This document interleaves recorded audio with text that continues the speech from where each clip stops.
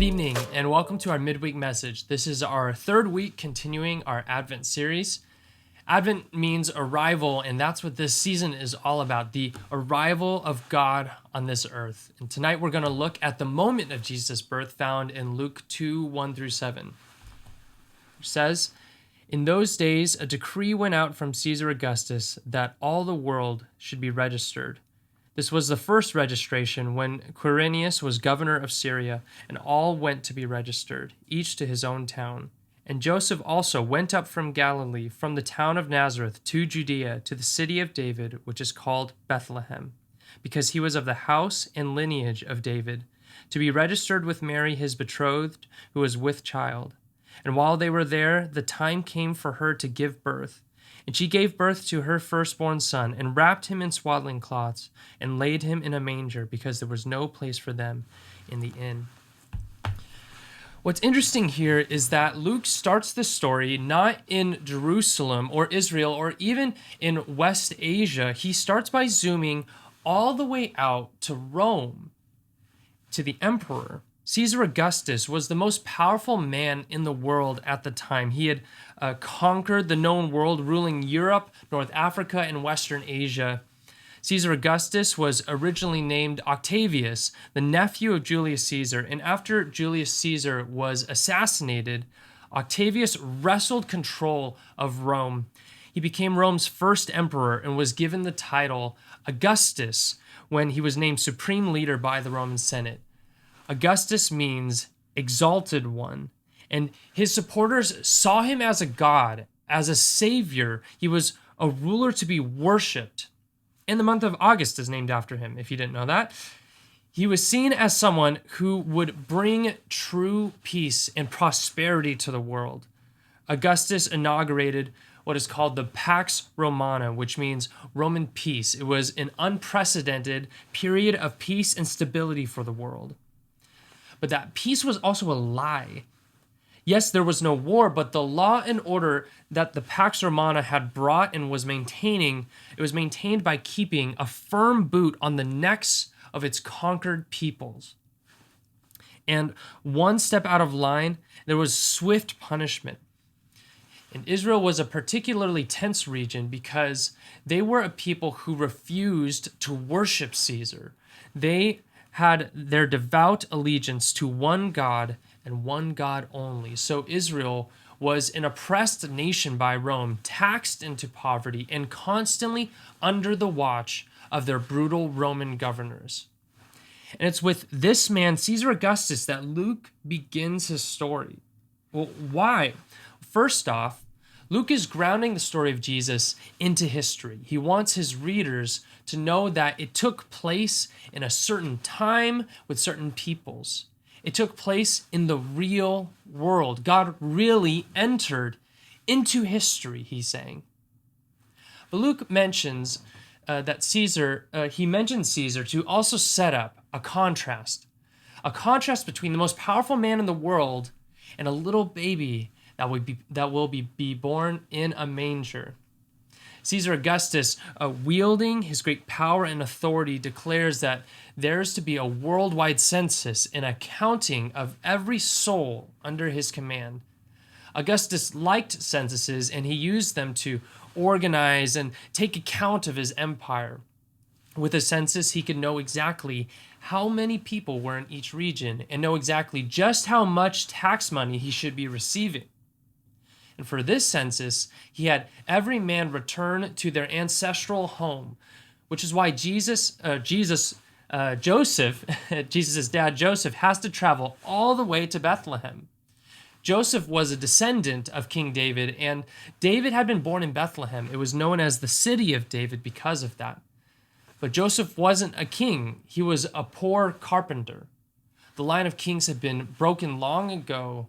Israel had no king. And King Herod was just a figurehead, a puppet of Roman power. Israel was waiting for someone to come save them. The census was a huge display of Caesar's power. All he has to do is say the word, and he can force mass migration of peoples to their designated places, all because he said so, all for him. And yet here's the irony. Caesar believes he is displaying his power. He says one thing, and a peasant clear on the other side of the empire has to take his pregnant future wife to another town. But the actual reality is that this was in fulfillment of a higher king's plan. Caesar thinks his subjects are just pieces he can move on a board, but little does he know that he is a pawn too. When Pilate tells Jesus in John 19:10, "Do you not know that I have authority to release you and authority to crucify you?" Jesus answered him, "You would have no authority over me at all unless it had been given you from above." The leaders of men think they have all the power and deserve that power, but the reality is that their power is subject to a higher authority. The prophet Micah in chapter 5, verse 2 had foretold that the Messiah would be born in Bethlehem. "But you, O Bethlehem, Ephrathah, who are too little to be among the clans of Judah, from you shall come forth for me one who is to be ruler in Israel, whose coming forth is from of old, from ancient days." This Messiah would be like David from his family line, born in his hometown, but also greater. This king's reign would never end, and he would be called the Prince of Peace, bringing not a fake peace of the Pax Romana, but true everlasting peace, where, as the Christmas carol says, "In his name all oppression shall cease." So, on the background of this big worldwide decree by the most powerful man on earth, we zoom in on this small, poor couple in a tiny town in a backwater country and see something even more powerful at play. In an event that would seem on the face of it just trivial, another birth of another peasant in the middle of nowhere, there is actually worldwide significance.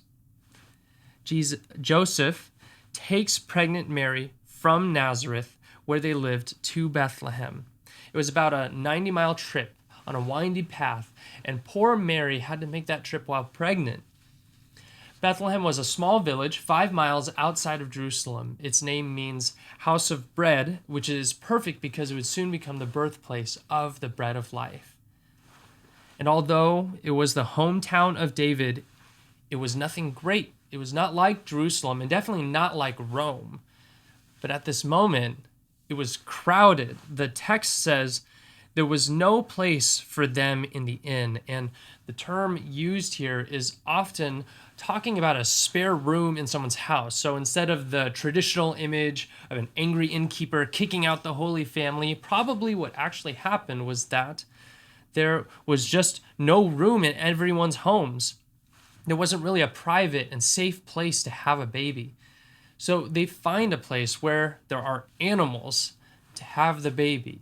It may have been a cave or likely a lower room in the house where people usually kept their animals. And Jesus is born, and Mary places the one true King of the world in a manger, a feeding trough for animals. And it's an amazing picture of God's upside-down kingdom, that God became a little lowly baby, born not in a palace surrounded by noblemen and guards, but in a cave surrounded by livestock. Jesus embodies the glory of God. He is the King of glory, Psalm 24 tells us. And yet here, even in his birth, Jesus couldn't enjoy the normal shelter and luxuries that others enjoyed. It's such a beautiful thing, because it shows us that, as Ken talked about earlier, God identifies with the weak, the powerless, the vulnerable, the poor, the humble, the oppressed. In his first recorded sermon in a synagogue, Jesus quotes the prophet Isaiah, saying in Luke 4:18 through 19, "The Spirit of the Lord is upon me, because he has anointed me to proclaim good news to the poor.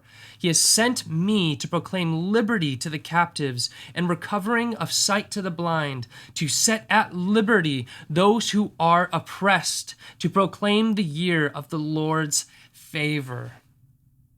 Humans, when given power, often feel entitled to that power and use it to control others for their own selfish benefit. Yet here is the most powerful being in the universe laying down his power and claiming entitlement to nothing for the benefit of others, of us, weak, vulnerable, and broken people. Matthew 20, verse 27, the Son of Man came not to be served, but to serve, and to give his life as a ransom for many. Everything has changed, but no one knows it yet. No one has seen it, and I love that. God shows up in the ordinary. You never know where you will encounter his glory. Often it's when we least expect it. We go looking for God in the big things, the big events, the big moments and emotions. We go looking for glory in the powerful rulers and palaces, thinking that God only works in those places and through those people. But there is glory in the mundane, the everyday, the undignified. There is glory in a tiny backwater town, a young mother giving birth, a feeding trough for farm animals. His first coming was a quiet arrival. He came as the servant king to love, heal, and then die. But his second arrival will be for all to see when he comes to finally be inaugurated as the King of Kings and Lord of Lords and reign forever and ever. Thanks for listening to our midweek message. We will conclude our Advent series next Wednesday, and be sure to join us on Christmas Eve, either in person, socially distanced at venue 252, or live streamed online. Have a great night.